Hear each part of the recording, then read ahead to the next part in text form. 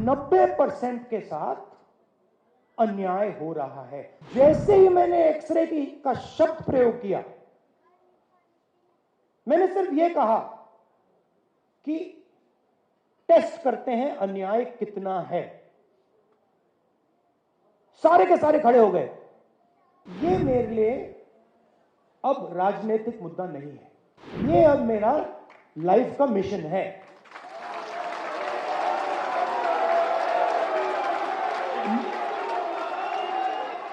जाति जनगणना को कोई शक्ति नहीं रोक सकती है। मैं सिर्फ यह कह रहा हूं कि हिंदुस्तान में आज 90% के साथ अन्याय हो रहा है, भयंकर अन्याय हो रहा है। अब मैंने यह भी नहीं कहा, आज तक मैंने यह भी नहीं कहा कि हम कोई एक्शन लेंगे। मैंने सिर्फ यह कहा है कि देखिए, यह पता लगाते हैं कि कितना अन्याय हो रहा है। इसका तो कोई इतराज नहीं होना चाहिए। अगर आपको चोट लगे और मैं आपसे कहूं, भैया शांत हो जाए जरा, और मैं आपसे कहूं कि देखिए इनको चोट लगी है, एक्सरे करा लीजिए, तो एक्सरे से किसी को इतराज तो नहीं होना चाहिए ना। मगर आप देखिए, नेशनल मीडिया को देखिए, नरेंद्र मोदी को देखिए, जैसे ही मैंने एक्सरे का शब्द प्रयोग किया, मैंने सिर्फ यह कहा कि टेस्ट करते हैं अन्याय कितना है, सारे के सारे खड़े हो गए।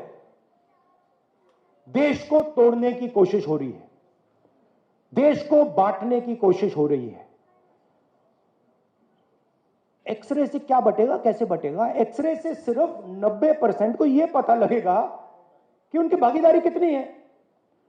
अब सारे के सारे देशभक्तों को यह अच्छा लगना चाहिए।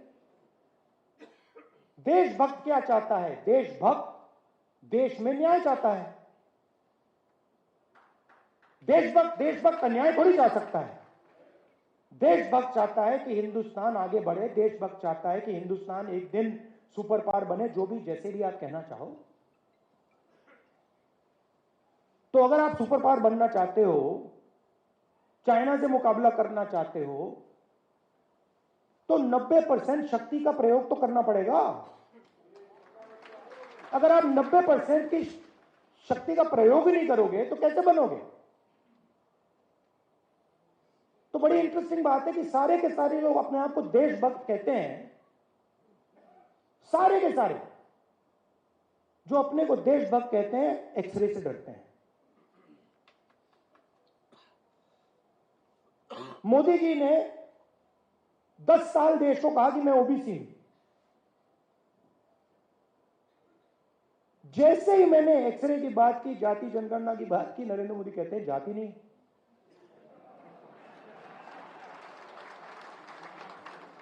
अरे जात नहीं है तो आप ओबीसी कैसे?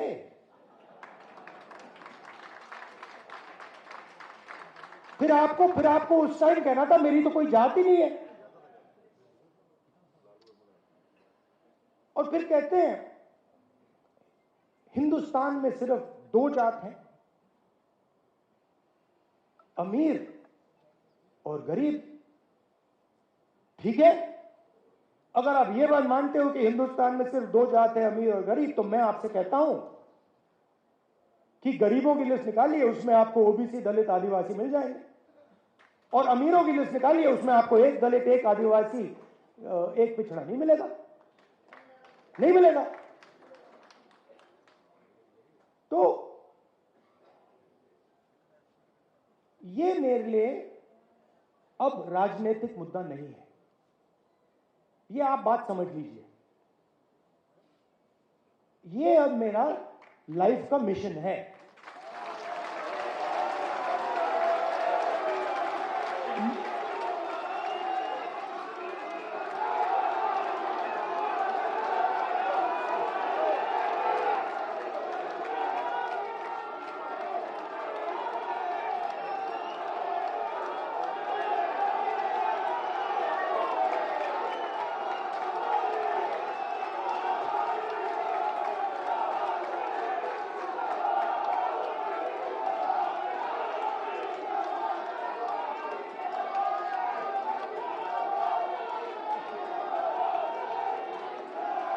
सुनिए सुनिए, अब लाइफ मिशन में और राजनीति और लाइफ मिशन में फर्क मैं आपको बताता हूं।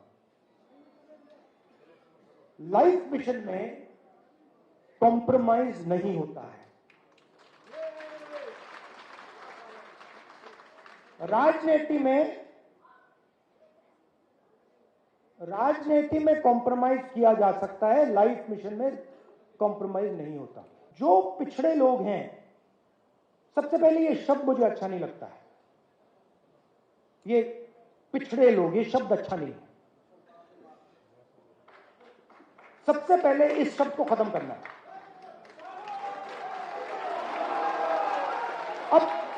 अब इसका मतलब क्या है? देखिए, आपको यह समझना है कि आपके साथ किया क्या गया है।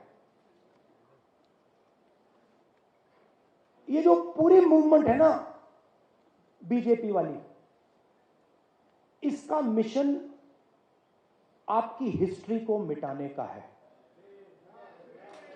कि आप लोग अपनी हिस्ट्री ना पहचानो और ना समझो। तो एक प्रकार से आपको बीते हुए समय से काट दिया गया है। यह हुआ है आपके साथ, और आपकी हिस्ट्री है। आपकी हिस्ट्री फूले जी हैं, अंबेडकर जी हैं, नहीं, अंबेडकर जी हैं, मगर वो बहुत चुने हुए लोगों की हिस्ट्री है, 2, 3, 4 लोगों की हिस्ट्री है। मगर एक्चुअली फूले जी जैसे करोड़ों लोग थे जिन्होंने अपनी पूरी जिंदगी 24 घंटा अपना खून पसीना दिया, मगर उनकी कोई बात ही नहीं करता है।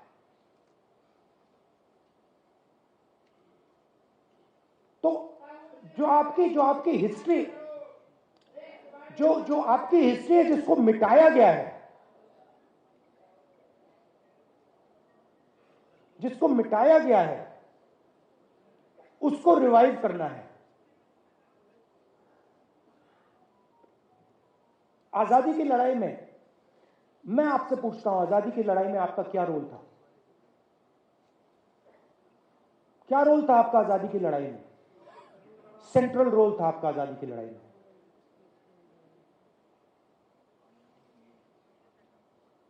आजादी की लड़ाई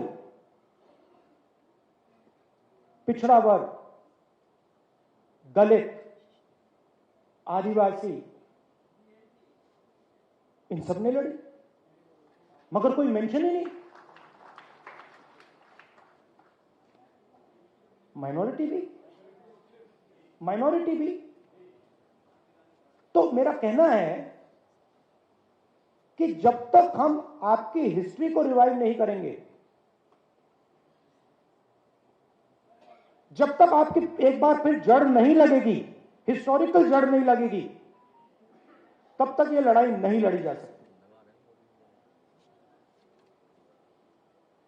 मगर यह एक बात समझ लीजिए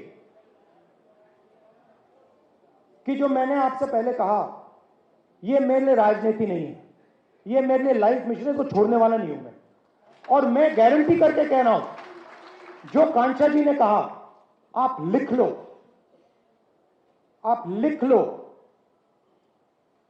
जाति जनगणना को कोई शक्ति नहीं रोक सकती है। और जितना